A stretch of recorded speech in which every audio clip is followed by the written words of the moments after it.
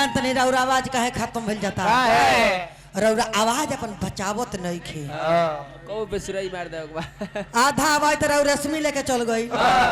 आधा आवाज बतई लेके चल जाइए तो आवाज बचावा खातिर नचनिया से दूर रहे के पड़ी हमारा के कहतनी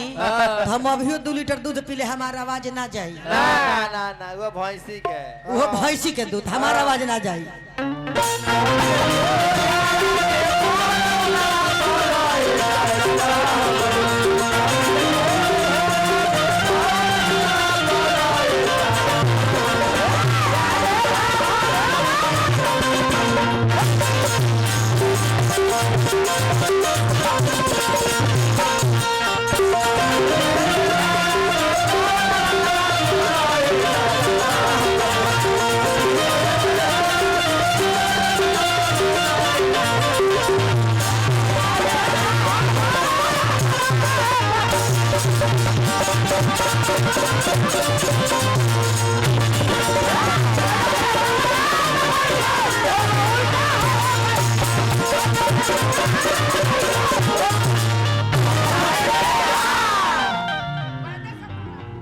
वैद से पकड़ाते नहीं खे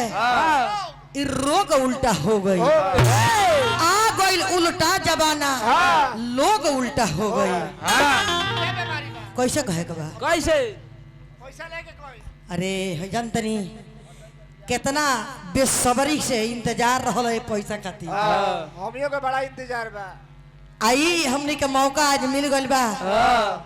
आई बड़ी पैसा जौन बा तो बड़ी मतलब बड़े कीमती बा बहुत मूल्य समय निकाल के हमने के मौका मिलल बा क्योंकि हरिंदर भैया आए दले बनी हमने के बुलौले बनी हजारों हजार का आशीर्वाद देले बनी भैया हमारा राजा बन के राज करी अच्छा ही बताइए हई देखिए एगो बात कहे के आवतनी हम कहे के बा सुदर्शन यादव जी के बियाह भइले कम से कम 22-23 साल होइए गइल लेकिन एह बड़ा ले लड़का यहाँ का भइल नहीं खेलो एह बड़ा ले लड़का नहीं खेलो भाई काहे ये मनुष्य 30 दिन का महीना होता है और 32 दिन कार्यक्रम करते हैं तो बताइए जो मनुष्य दिन भर रात भर गाएगा तो घरे समय कहाँ से देंगे यहाँ के घरे समय ना दिले ऐसा लड़का भइल नहीं खे यहाँ के बोला के लेके हम गई नहीं कुशीनगर उत्तर प्रदेश बोला के जब लेके गई नहीं जब लेके गई कहवा ते गालवा बाबा के अरे जिला गोपालगंज अरे बड़ा बढ़िया तेल बनावता बड़ा बढ़िया भभूतो बनावता अरे बुझ गए बुझकर बड़ा तू तार है बानो समझ जाए कि नाजिल बड़ा सही एकदम सीधे साफ बता वही जा लेके गई कनी सुदर्शन यादव जी अरे जात बेआदर के बात बा तो दुख हमरा देखल तो जाई ना एगो उतना धन बा महाराज खाए के औलाद चाहिए नु ले गईनी झरवनी फुकवनी ओकरा बाद से वहाँ का भभूत बना के दहनी कहनी कि काली काली छुछू काली महाकाली सावर दिया सावर बाती मरद या लड़का होइए जाए झाड़ फूक दहले भभूत बना के दहले अकले के ले जाए निर्मला यादव जी तनी कह देव जो सुदर्शन जी अपना ढोड़िया में लगा ले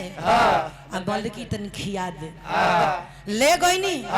यहाँ का दहनी आई लेके जब चले लगनी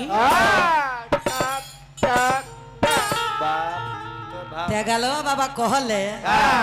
आए सुदर्शन यादव चलाक बनता रह चलाक मत बना सुना ए हो खाली बहुत पर विश्वास मत करियो तनी हाथ गुड़ चढ़ हां तन तिरगड़ तियाई लवाई है तन बेरा बचगुनो कोस दियो यहाँ के लेके आईनी भूत खियावनी भगवान के दया से 2 गो बेटा सुंदर सुंदर राम लक्ष्मण के तरह आ लक्ष्मी स्वरूप में बेटी एगो बाड़ी तो हमारे देन हमारे देखावल है सुरेश भैया हमरो के दहला बनी रुपया हाँ जी हजारों हजार के आशीर्वाद देले बनी ये ना दनी हेते हो देबे के परबे फर्ज परदारी बराबर बटे हाँ फर्जदारी की बात तो देखी हमार उपकार में भुलाएब जन सुदर्शन यादव जी दो गो राम लक्ष्मण के तरह बेटा आ लक्ष्मी स्वरूप बेटी बेटी। हमारे देन हकी बालो घर में तो भुलाए के नहीं खे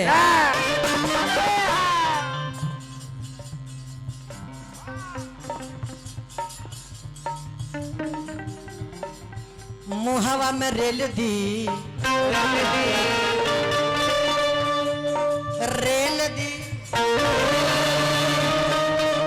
रेल दी रे रेल दी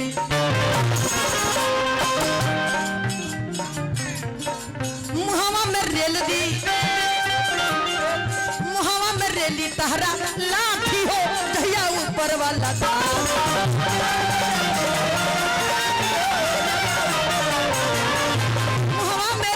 तहरा लाठी हो जहिया ऊपर वाला धान